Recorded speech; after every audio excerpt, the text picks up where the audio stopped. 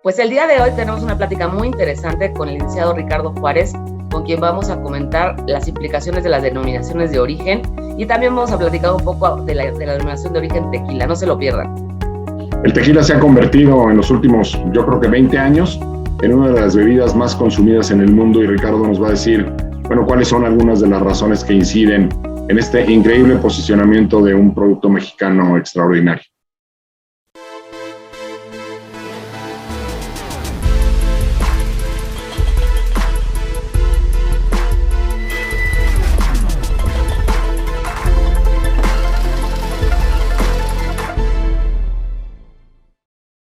Pues bienvenidos, el día de hoy estamos muy contentos de recibir a Ricardo Juárez con nosotros.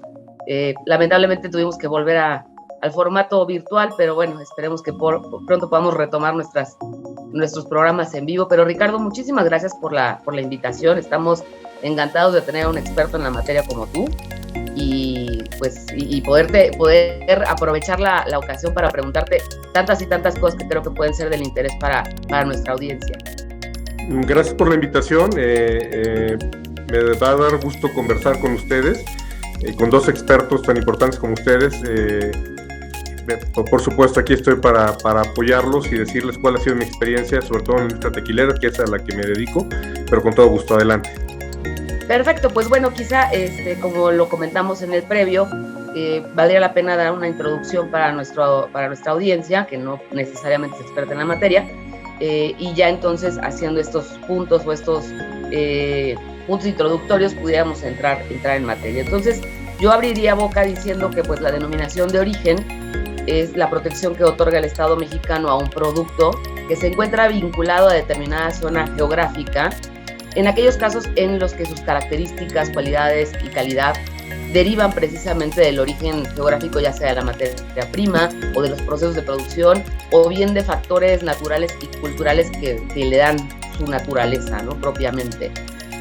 Algo que me parece importante es que sepamos que las denominaciones de origen son propiedad del Estado mexicano. Esto es, si bien la ley prevé que la protección se obtiene mediante un trámite administrativo ante el Instituto Mexicano de la Propiedad Industrial, que puede iniciarse bien de oficio o a petición de parte interesada, el titular siempre será el Estado mexicano, quien puede celebrar convenios que autoricen a terceros que cumplan con ciertas características a utilizar la denominación de origen, ¿no?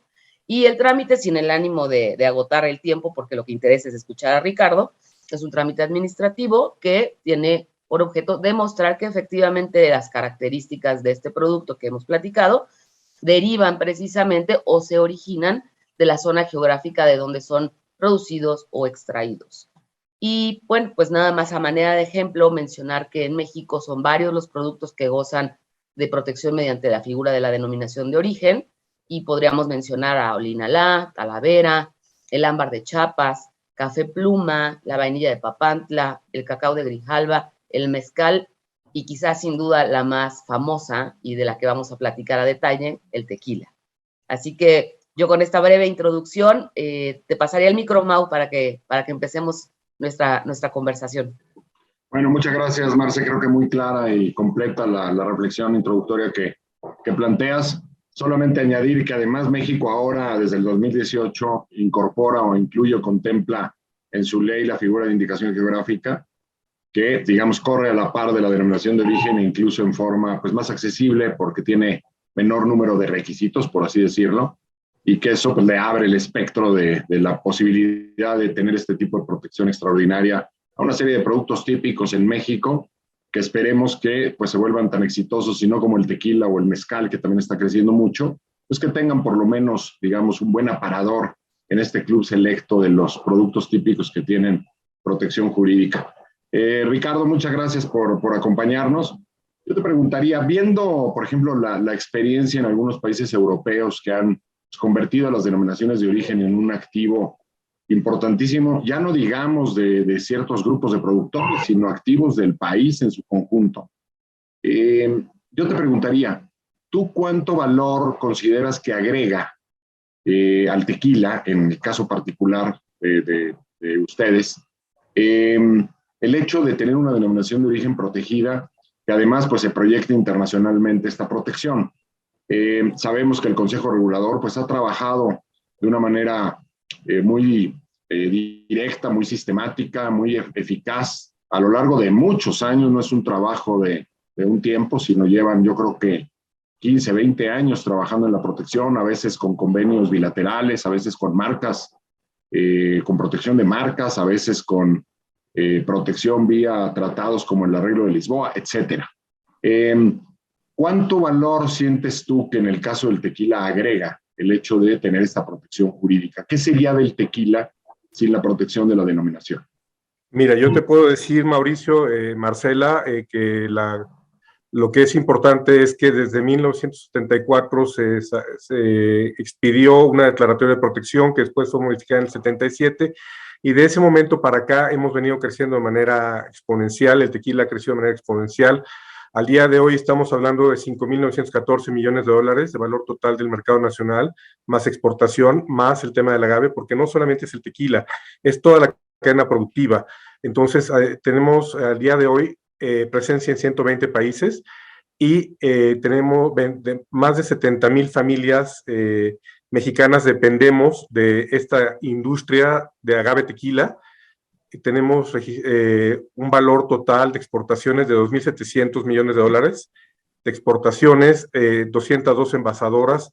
Estamos hablando que se paga un IEPS porque no solamente beneficia a la industria del tequila y a los empleados, sino que también beneficia al gobierno porque pagamos un IEPS de 7,000 millones de pesos, perdón, 7,000 millones de pesos de IEPS al año por este impuesto que es aproximadamente el 53% de lo que se paga de lo que se obtiene en el tequila. Entonces, creo que hemos tenido se ha catapultado el tequila, tenemos presencia, como bien lo dijiste, en diversos países.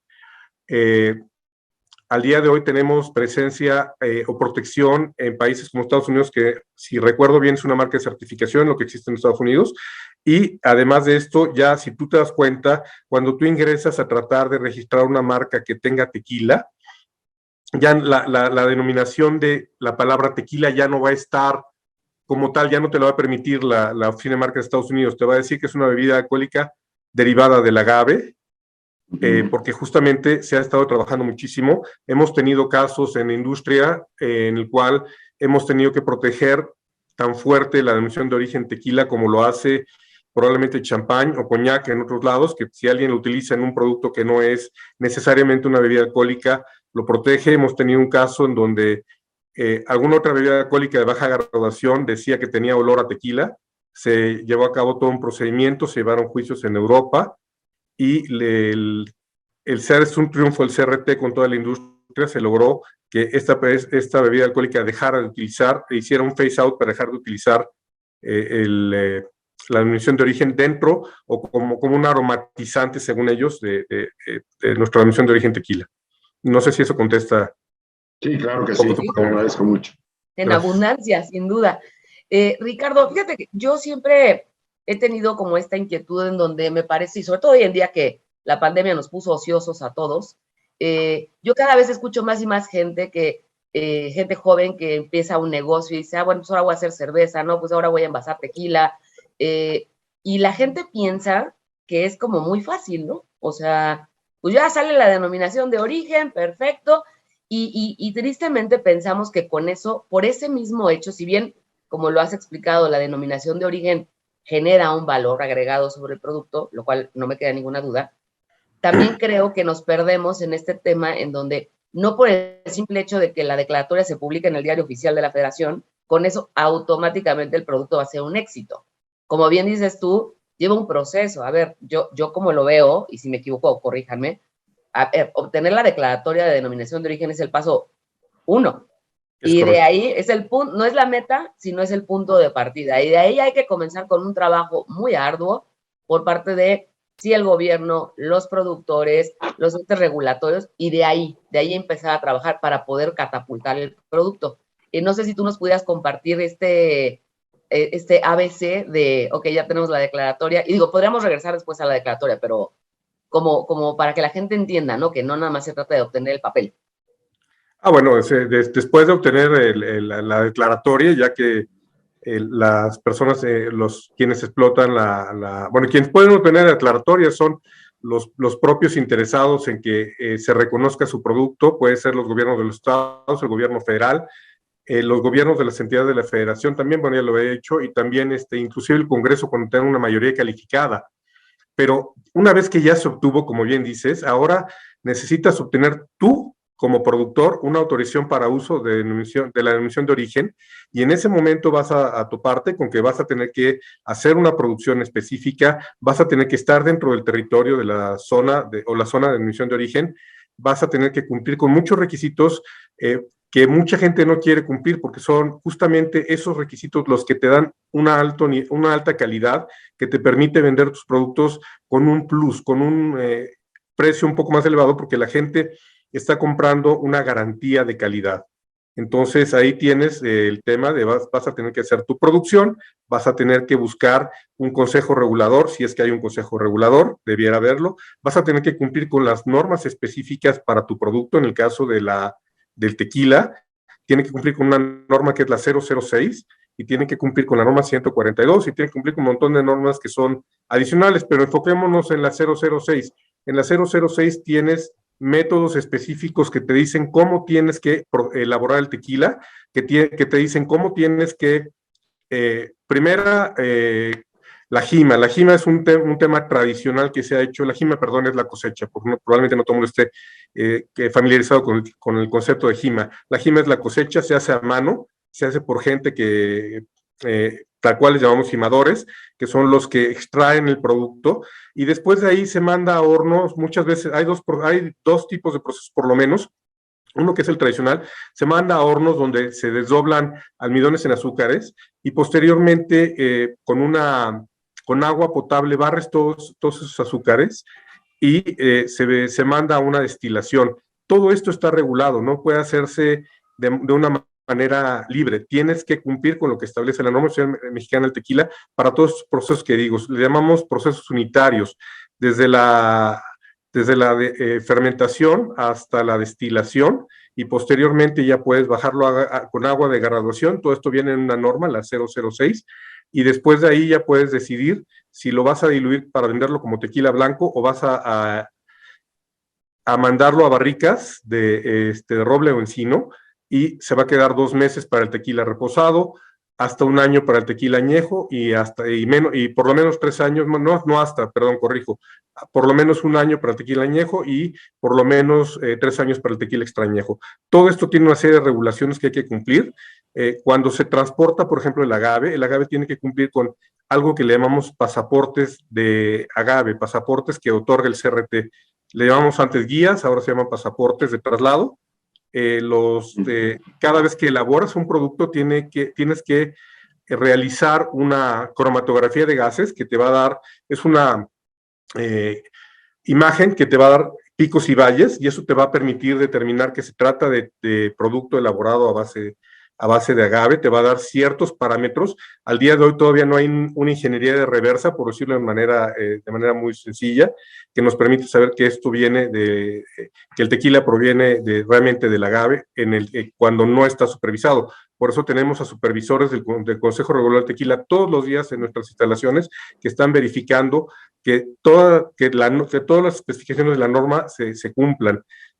No solamente eso, tenemos también acuerdos, como lo mencionaban, acuerdos internacionales. Tenemos un memorándum de entendimiento con Estados Unidos para que justamente no se elabore tequila allá. Tenemos un convenio con la Unión Europea que se firmó en 1997, en el cual se reconoció a tequila y a mezcal originalmente como denominaciones de bebidas espirituosas, y nosotros reconocimos a su vez denominaciones europeas. Entonces todo esto se tiene que estar cumpliendo. ¿Cómo se impulsa? Pues los tequileros tenemos que estar, y yo considero que no los tequileros, sino cualquier productor o una persona o una industria que elabore ciertos productos tiene que estar detrás y buscando no solamente el reconocimiento a nivel internacional, sino que también se cumplan las disposiciones a nivel nacional, que todos los agremiados cumplamos con la norma no solamente la 006, sino decía hay una serie de normas adicionales que van de la mano con la producción del tequila, ¿no? Porque al día de hoy han proliferado, y ya tiene un rato han proliferado destilados de agave que buscan un poco colgarse, digámoslo así, de la denominación de origen. Probablemente ha sido un error por el tema de que se le dio mucho auge al agave en lugar de darle auge al tequila, que es la denominación de origen. Y entonces ahorita estamos buscando la forma de que la gente simplemente haga una compra informada, que sepan que lo que con nosotros compran es tequila, y que si lo que compran es un destilado de agave, se trata de un producto que no tiene las mismas regulaciones y controles de calidad. Oye, Ricardo, un poquito, digamos, elaborando sobre esto que nos transmites. Problemas que la industria enfrentaba, y las marcas en particular, por ejemplo, con temas como los mixers que mencionabas, ¿no? Del famoso caso de Esperados o los aromatizantes, casos como la venta a granel, casos como las falsificaciones, digamos, de tequila proveniente de Sudáfrica, se han ido resolviendo. Hemos avanzado, digamos, en la industria en solucionar estos graves problemas. Sí, cuando yo ingresé a Cuervo en 1995 teníamos tequilas españoles, tequilas entre comillas, españoles. Se han ido firmando acuerdos con distintos acuerdos internacionales con distintos países. Tenemos acuerdos con Israel, tenemos acuerdos con Australia, tenemos acuerdos con diversas naciones que lo que van haciendo es cerrar la pinza para que justamente podamos evitar que esas naciones que dicen que pueden elaborar tequila dejen de estar elaborando el tequila y no sea tan fácil para ellos continuar con este engaño al consumidor, porque en algún momento entiendo que fueron Sudáfrica y Japón quienes decían que si se llevaban mieles de agave, podían ellos elaborar tequila, que tenían todas las condiciones. Sin embargo, cuando hablamos, a mí me gusta citar la definición de denominación de origen del arreglo de Lisboa, que dice que una denominación de origen es el nombre de un país, una región, una localidad que identifica un producto originario de la misma y que debe sus cualidades a los factores naturales y humanos dependiendo del territorio donde es extraído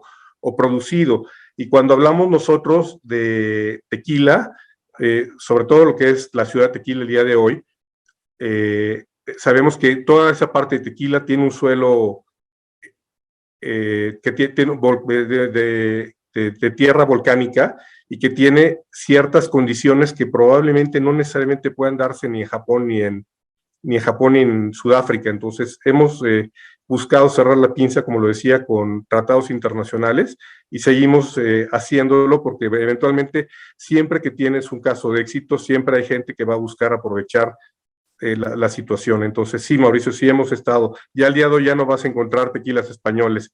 Sí tenemos todavía bueno, pseudo tequilas españoles, corrijo.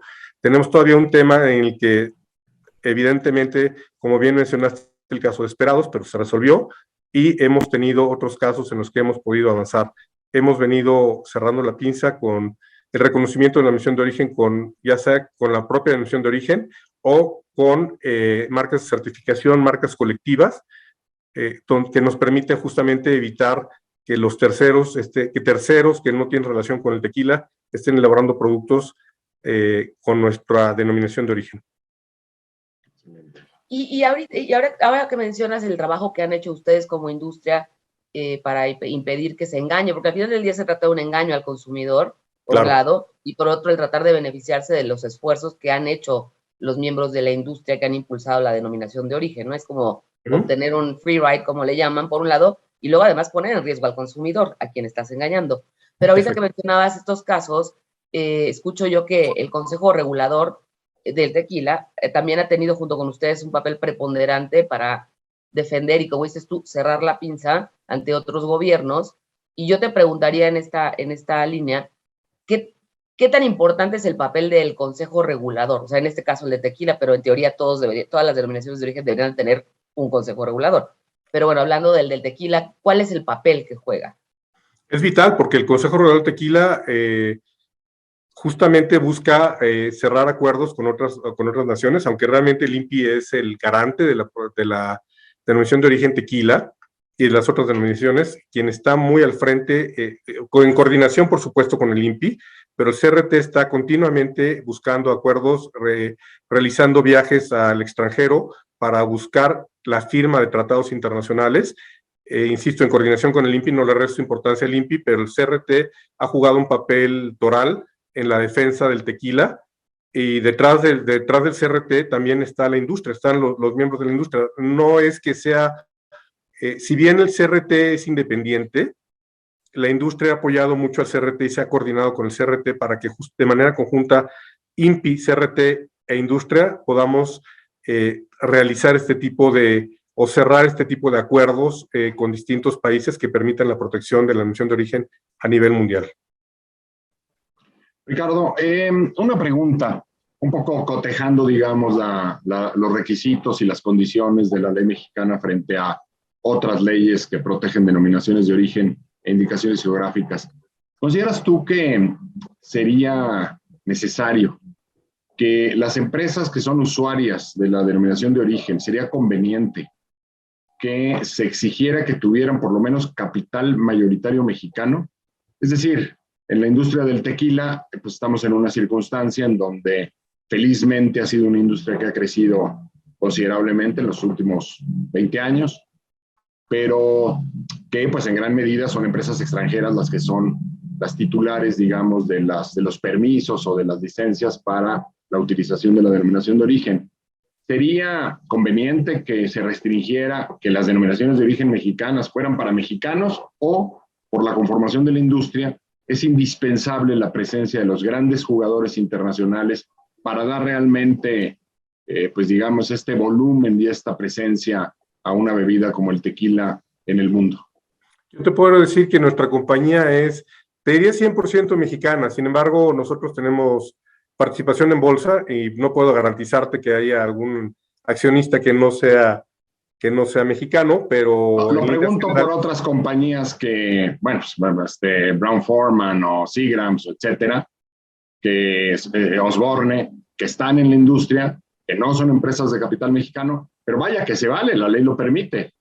Pero, digamos, es indispensable que este tipo de jugadores sean titulares de denominaciones de origen como para dar esta proyección a una denominación. ¿O podríamos pensar en el futuro en denominaciones de origen mexicanas para mexicanos? Yo pensaría que de momento lo que es importante es que las denominaciones de origen permitan a los países, en específico a México, crecer, y eso a veces no siempre es posible con la sola inversión nacional, porque no siempre todos los nacionales van a estar interesados en participar, o no siempre todos los nacionales van a tener capital, no lo sé, para poder participar. Yo pensaría que es importante que, independientemente del capital, Mauricio, podamos tener un crecimiento de nuestras denominaciones de origen, porque como ya lo vimos, nuestras denominaciones de origen se reflejan en trabajos para familias mexicanas, se reflejan en ingreso para el gobierno mexicano, se reflejan para un montón de cuestiones que hacen crecer al país. Y si bien esto forma parte de todo el PIB, tendrías que quitar, si recuerdo bien, decían que la fórmula del PNB es PIB más menos regalías pagadas al extranjero, pero entonces tendrías que quitar esto. Pero yo creo que independientemente de la inversión, si es mexicano o extranjera, lo que es más importante, Mauricio, que la inversión mexicana o extranjera, es el beneficio y la derrama económica que le da al país. Nos encantaría que hubiera muchísimos mexicanos que tuvieran denominaciones de origen, pero si eso no se ha dado, probablemente obedece un factor económico, probablemente obedece un factor de interés para ciertas industrias, para ciertos inversionistas. Yo creo que más que enfocarnos en que si el capital es mexicano o extranjero, lo que debemos enfocarnos es en toda la derrama económica que esas denominaciones de origen van a generar en beneficio de México, en este caso, ¿no? Totalmente de acuerdo. Y además, pues es nuestro modelo económico. Exactamente. Así es. Sí, totalmente de acuerdo. Y cuando analizamos los datos que nos compartes de lo que impacta la industria y particularmente su empresa en el bienestar de las familias y las personas mexicanas, creo que eso es lo más relevante. Y de hecho me parece que, bueno, Mauricio y yo en este programa y en la comisión hemos como buscado transmitir que la propiedad intelectual es un mecanismo y una herramienta de crecimiento también y de desarrollo de los países. Y me parece que este es un ejemplo claro de cómo una figura de propiedad intelectual, como la denominación de origen y la indicación geográfica, como bien menciona Mau, se acaba de incorporar recientemente, pueden ser herramientas que se utilicen para incentivar el crecimiento de determinadas comunidades, siempre y cuando se haga de forma, desde mi punto de vista, correcta, ordenada y realista, porque muchas veces con este ánimo de vender logros, decimos, bueno, pues va a haber indicación geográfica para todo, ¿no? Y entonces, desde el llaverito que hacen en una comunidad de X con plastiquitos o el arroz con leche o sea, creo que tenemos que también ser realistas y no generar esta publicidad engañosa de que la denominación o la indicación per se va a generar este desarrollo y este bienestar. Habrá que trabajar y yo creo que habrá que hacer como un ejercicio de curación de ver qué productos efectivamente tienen potencial para alcanzar este nivel de desarrollo, de internacionalización, y entonces enfocar los esfuerzos, el gobierno específicamente, en esos productos y en esas comunidades para que se vuelva una realidad, ¿no? No vender espejitos tampoco. Es correcto, Oye, yo Ricardo, pienso. Adelante, Mauricio, perdón. No, quería un poquito nada más, siguiendo con la idea de Marcela y lo que nos has dicho, nada más plantearte esto. He visto ya en muchas series de televisión últimamente, siempre toman tequila, no siempre están los caballitos presentes. El tequila entiendo que ya está entre las 5 bebidas más tomadas en el mundo y pues bueno, creo que el whisky está bajando mucho, el vodka también, probablemente por la situación con Rusia. ¿Ves tú al tequila posicionándose como la bebida alcohólica más consumida en el mundo? Yo veo al tequila, yo veo que el tequila al día de hoy tiene es una de las bebidas que más se consume en el mundo. De hecho, para México, por ahí tengo los números, es como el 80% lo que se exporta de tequila. Alrededor del 80%, estaba sacando números para justamente tener preparado esto, y es como el 80% de lo que se exporta de tequila. Entonces creo que es un punto importante. Sí, el tequila es una bebida muy importante. Hay otras tequilas otras bebidas como el mezcal que están repuntando mucho y a la que hay que darle apoyo también. Yo creo que más que el día de mañana sea una de las bebidas más consumidas o la bebida más consumida, yo veo que el tequila al día de hoy es una de las bebidas más consumidas, sobre todo en Estados Unidos, que es uno de nuestros mercados más importantes. Nosotros exportamos a prácticamente la totalidad de los continentes. Sin embargo, sigue siendo Estados Unidos el mercado más importante para nosotros, y donde tenemos una venta importante, no solamente Cuervo, sino también toda la industria, ¿no? Entonces yo creo que no es que a futuro vaya a ser, es que al día de hoy ya es una de las bebidas más consumidas en el mundo. Que se vaya a posicionar como la bebida más consumida en el mundo, no lo sé. Hay muchos jugadores en el mercado y es difícil hacer una apuesta de ese tipo, pero yo lo que te puedo decir es que tanto el Consejo Regulador como el INPI y por supuesto la industria estamos peleando y estamos buscando que cada vez haya más consumidores, que cada vez nos conozcan más, que como bien lo decía Marcela, tengamos un goodwill elevado, un crédito mercantil, perdón por el anglicismo, un crédito mercantil elevado no solamente en Estados Unidos, sino a nivel mundial, que nos conozcan. Y para conservar ese crédito mercantil elevado, necesitamos justamente luchar para que la denominación de origen no se vea diluida por estos terceros que buscan, a veces, como lo dije, usando un término muy coloquial, colgarse de la denominación de origen, ¿no? Sí. O sea, hasta donde yo recuerdo, hay dos elementos que en el derecho anglosajón para la dilución, y una es que piensen que hay una misma fuente del producto, y dos, que puedan ensuciar la imagen de nuestra denominación de origen, en este caso, con productos de baja calidad que no tienen el nivel que tiene el tequila, ni la calidad que tiene el tequila. Puede haber tequilas de distintos precios. Nosotros hablamos de tequila value o de productos value hasta tequilas high-end, pero dentro de esa gama, si es tequila, tiene que cumplir con ciertos parámetros de calidad que probablemente otras bebidas que no sean tequila o que no tengan denominación de origen, aun cuando traten de colgarse de la denominación de origen, no van a tener. Entonces lo que estamos luchando es para que justamente no se pierda ese crédito mercantil. Claro, y además defendiendo de forma directa también al consumidor, ¿no? No nada más el que no sea engañado, sino que no se afecte en su salud, definitivamente, ¿no? Porque Es correcto. También hay casos así. Híjole, Ricardo, podemos platicar todo el día, y yo además quiero mencionar que yo necesito como una explicación práctica, o sea, en campo.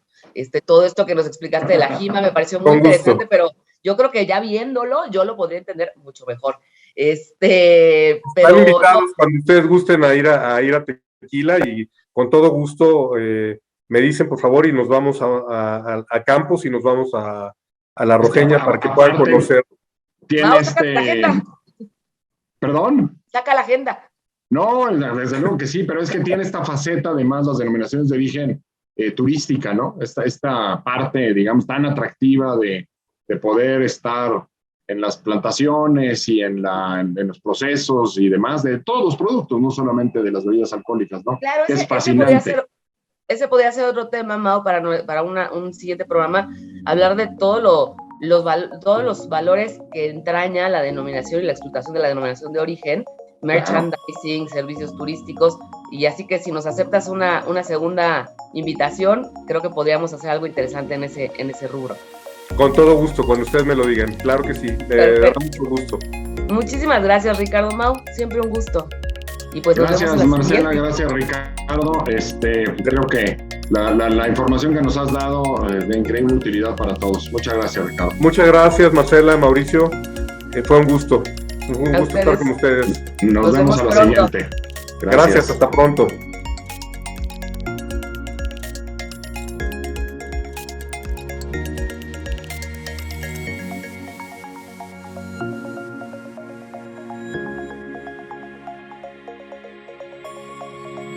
Creo que para todos ha sido muy interesante, muy atractivo, muy informativo poder platicar con uno de los protagonistas, una persona que vive cotidianamente desde lo jurídico, con todos los temas y lidia con los temas que tienen que ver con el tequila como denominación de origen. Interesantísimo, Marcela.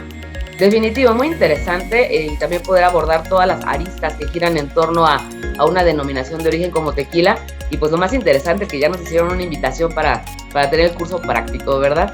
Gracias por acompañarnos, y pues nos vemos en la que sigue.